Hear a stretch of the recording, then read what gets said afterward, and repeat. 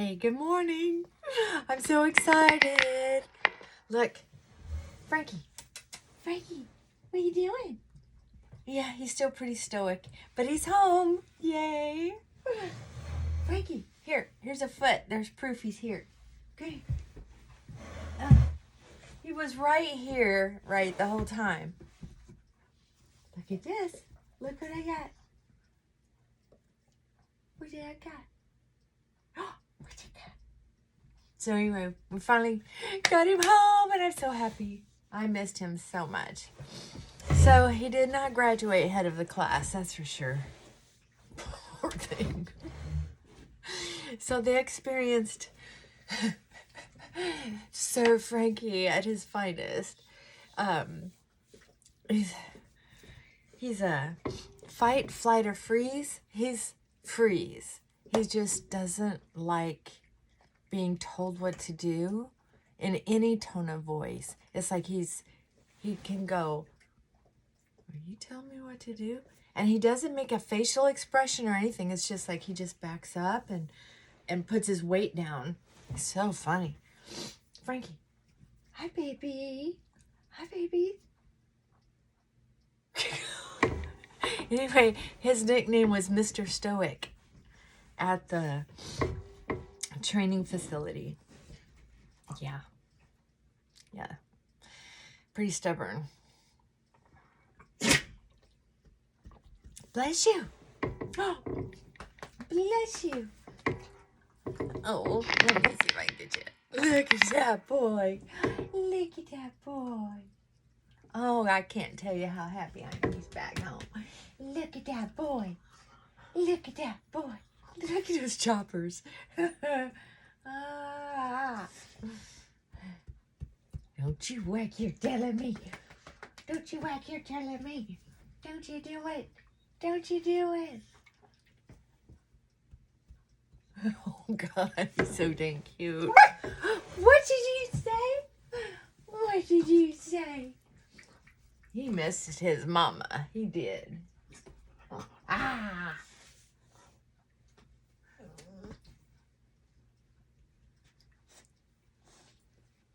My baby. Aw. How can he be so sweet and so stubborn? But they thought it was funny how he doesn't even change his facial expression. It's so funny. Just Mr. Cool. Even when he's happy playing like that. He might change his teeth and mouth area. Okay, enough about Frankie. I know. I'm one of those bragging mommies. Aren't I terrible? Oh my gosh. When I was young, I used to make fun of old women like me. But I can talk about all of my dogs all day long. We could sip tea, and the subject could be our dogs every single time we meet, and I'd be happy.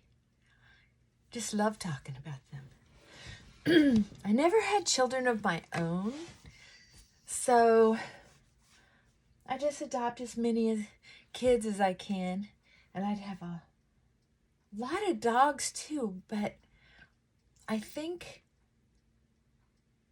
I like having one to just fall in love with so much. I don't know if I could be a mom if I had given birth to, I don't know if I would have had more than one. It's so fun to just super focus on. My kid would have been neurotic. Oh my God. It would have been terrible. It would be dressing the same. I know. That's why God didn't give me a baby, probably. Okay, I need to put on some makeup because I do have stuff to do today. Thanks for hanging out with me. Hope you're putting on your makeup with me. That's what makes it fun. Oh my goodness.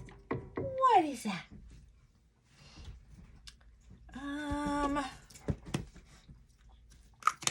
Where is my makeup?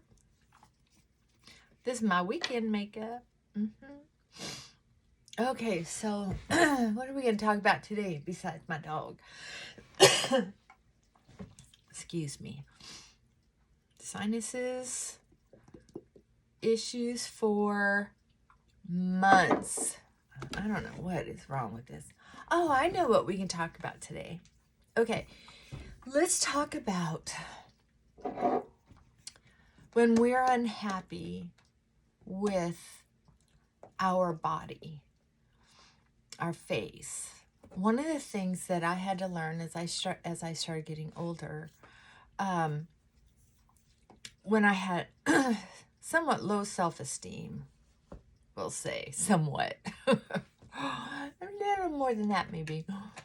But when you put on makeup, try to just close your eyes for a minute when you put on foundation and kind of do it like you're putting on lotion. Feel it go in. Feel yourself moving your skin around. Enjoy it. Enjoy the process. People sometimes put on makeup not just like they're an artist or like they're trying to increase their skills or whatever. And it's funny because this is such a beautiful ritual. Humans have been putting on makeup since records have been kept. That's a long time. And some people really enjoy the process. I do. I like it. I think it's fun. It's that small time during the day that I get to relish being a woman, being feminine. It's just wonderful.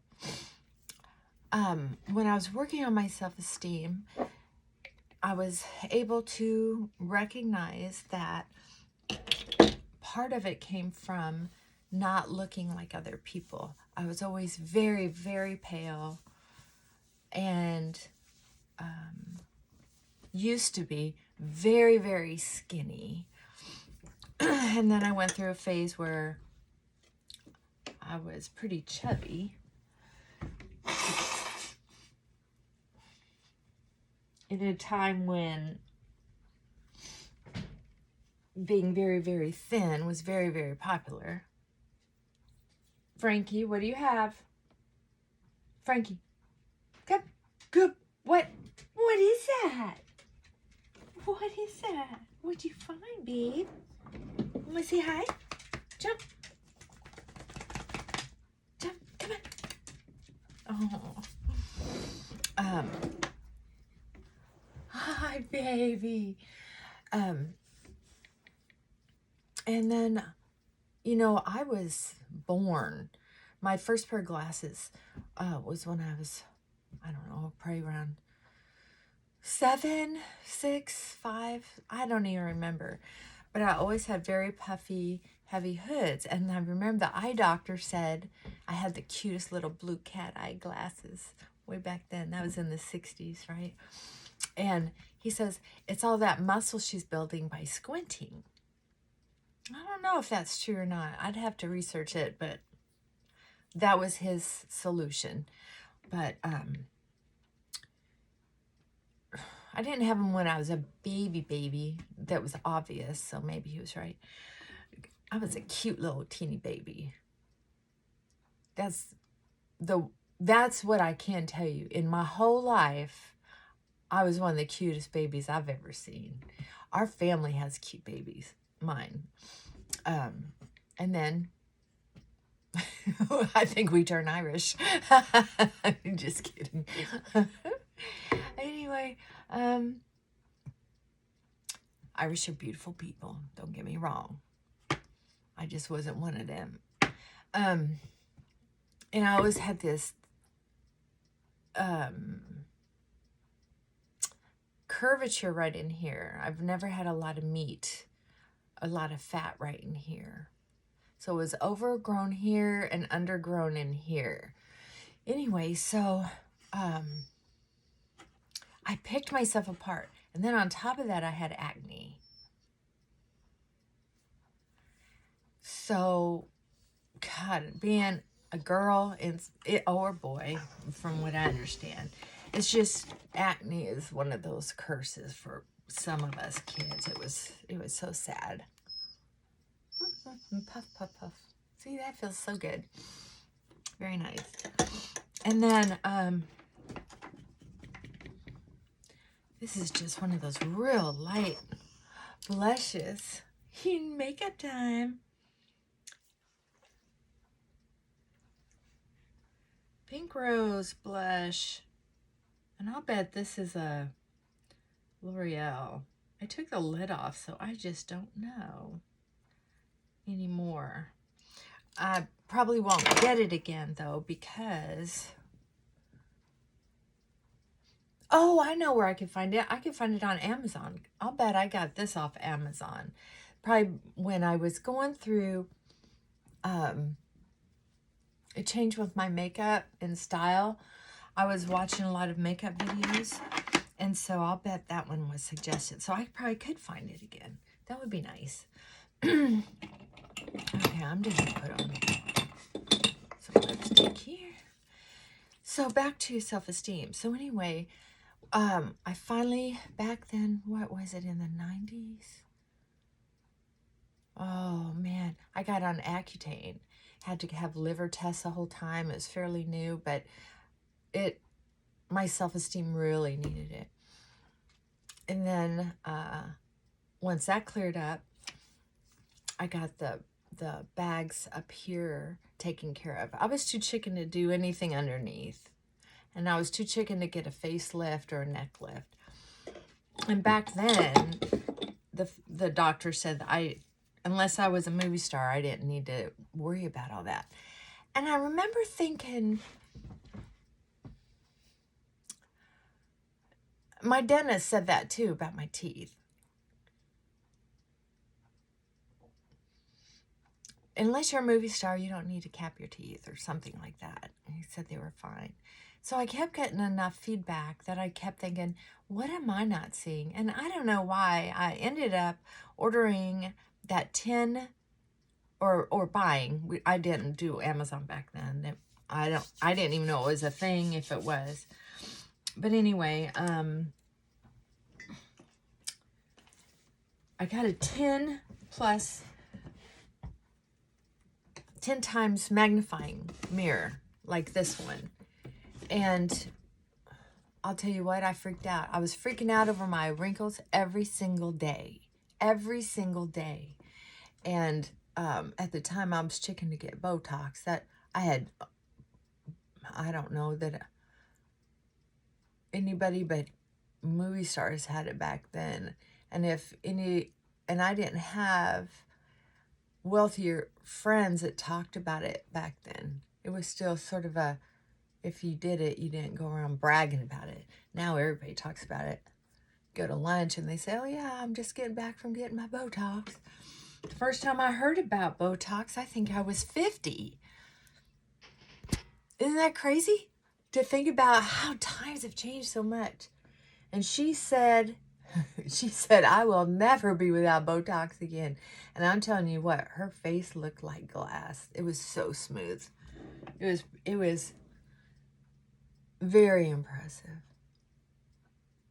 So then I started picking myself apart some more. And then I went to a dinner party with a godmother and her husband. And I was there at this dinner party where I knew my ex-boyfriend was going to be and possibly with his new girlfriend. And I was so nervous about going. I almost didn't go. I really didn't want to go.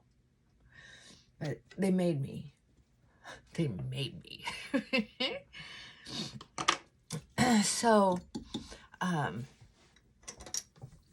bit into something in my meal and my front cap, my front bonding just came off. I don't remember if it was something hard or mashed potatoes, but it popped off. I was mortified. I was so mortified, I couldn't hardly breathe. And my godmother's husband as I was like, I got to go home and put down my napkin and start to gather my stuff. And he says, sit down, young lady. Kind of woke me up. I sat down and I thought, why? What's going on? And I'm hiding my mouth. He said, stop being so vain that you would miss out on this annual dinner party. It happens once a year. And it is to honor certain people, and you're going to miss it, and they're going to miss you. Over that? Over your vanity? I mean, he scolded me. Oh my gosh. So anyway, one thing led to another. You know how sometimes when you hear a message, you keep hearing it in different ways? That's when I went to get my tooth fixed. And the dentist was saying, oh, you don't need it capped. We'll just rebond it. You know, if you're not a movie star, you know, nobody's going to look at you that hard. And at first I found that offensive. That's how vain I was. I didn't know it was vanity. I thought it was low self-esteem. I did not see myself the way other people saw me. And so what ended up happening is I ended up going to a dermatologist for, because I kept having these little breakouts. I didn't, anxiety, I guess. And I only use one shadow, one color in a day, because I just think that it keeps things simple. You go from, I put it on the puffiest part first, and then just blend. That's it. No biggie.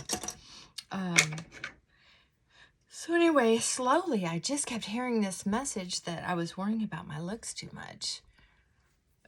I mean, I'm not a model or an actor or making money in that way, right? So why would I invest a whole bunch of money and a whole bunch of time to look better than I was? The only reason I got my eyes fixed is because I had so much heartbreak over how those lids were coming down. It was worth the investment to me. Best thing I ever did. And lifted my confidence a lot. So I'm not saying don't invest in your appearance. I'm not saying I don't. I still use Retin-A, and I still have a makeup routine and a cleansing routine and a nighttime routine. I'm just saying, let's not take it so seriously. And these magnifying glasses, they're great for tweezing eyebrows, things like that. But they're not made to pick ourselves apart. We're not supposed to pick ourselves apart. We're human beings, for goodness sakes. There's absolutely no reason to tear ourselves apart. Not at all. I don't know who's, it's that marketing. Human beings are supposed to look a certain way, smell a certain way, dress a certain way. And I'm telling you what, see, my eyebrows only go down so far. I've always been a hairy person. I mean, really hairy. And my hair grows pretty fast.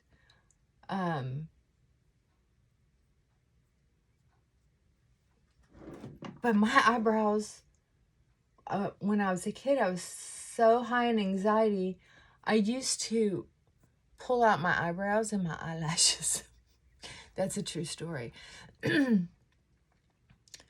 Yeah, that's true. So anyway, they don't go down very far. But when I'm not in front of the camera, I don't overdraw them, because I've seen people who have overdrawn eyebrows, and it doesn't make me feel comfortable. I feel like I'm with someone who has very low self-esteem, and then I want to work, and I don't want to work on my days off. So if I don't do that, I don't worry about you not doing it. I don't know. I'm just thinking out loud. I don't not work very well. I do a lot of volunteer counseling because it is my strongest character trait, is the work that I do. So I have to be very careful with that. For some reason, I don't do it with my family. I think it was so ingrained in me when I was young. But if I meet a stranger who's hurting, even a cashier, I can just see it. How you doing today? And then they just open up to me, and I'm not going to just walk away. So yeah, that's probably one of the reasons I enjoy being home too.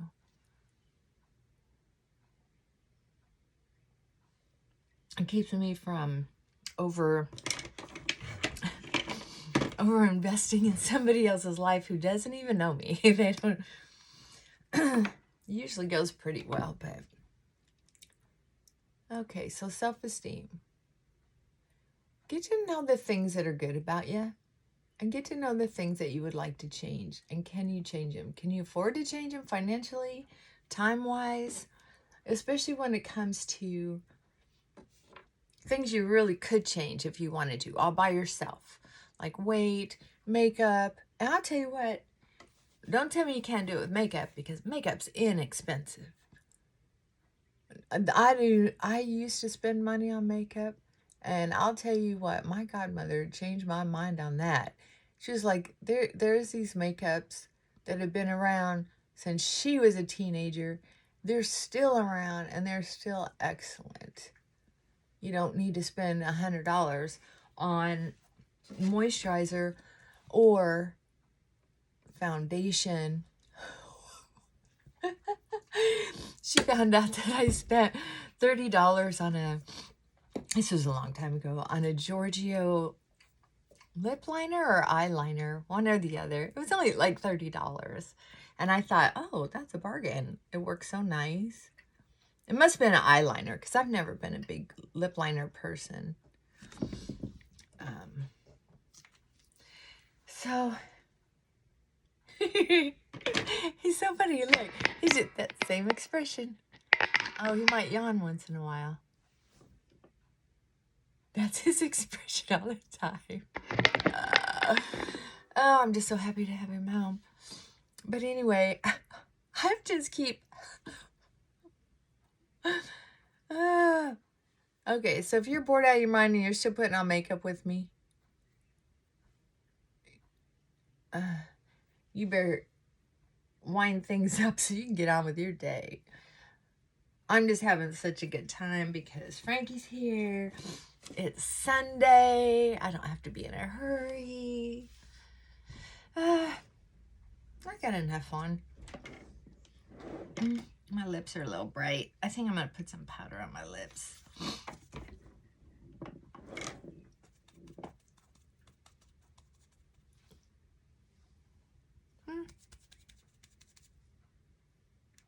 Yeah, I like that better.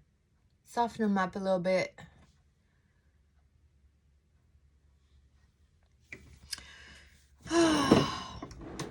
So if you think you have low self-esteem, there might be some things you can do to lift your self-esteem. And the other thing is, too, self-esteem is kind of tricky for people. One of the things people over talk about is, if you can't love yourself, how do you expect to love someone else? Well, if you can't love other people who are, in your opinion, unattractive, what's that about? That's a good way to lift your own self-esteem. If you can forgive them for not being gorgeous, hot, skinny, whatever. That's interesting, right? Yeah. And it's not about being madly in love with yourself. It's recognizing that there's a difference between low self-esteem and being so hard on yourself that it looks and sounds like vanity. You got to really explore that. Self-esteem is clearly something some of us have to work on, but it's only part of it. Maybe it might be attached like a web.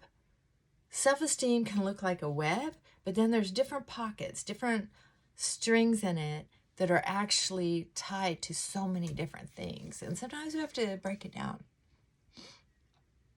Take a look at it. Mine was a challenge with my childhood, challenge with early relationships, challenge with my physical appearance that I had no control over, a challenge over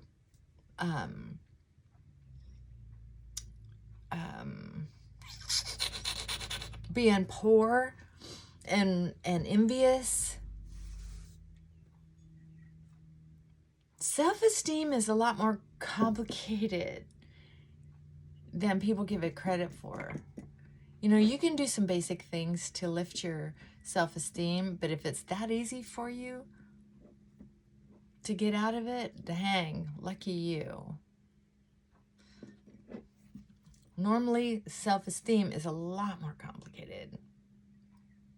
Oh my goodness. I love this mug that my friend Cindy sent me. Isn't that cute? I just love this. Okay, I'm gonna finally go and do some things I'm supposed to do. I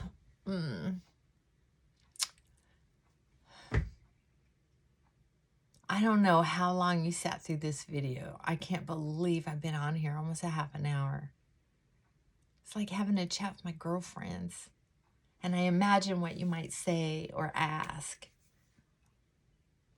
If you're not doing this and you're lonely, you might experiment with having your own channel. You know, don't give away anybody else's name when you're talking. Don't tell any personal stories that somebody else might get all upset about. And don't say anything that could be used against you. Please. But I can tell you this is so therapeutic for me, especially being as introverted as I am. Very introverted. All right. Have a wonderful day.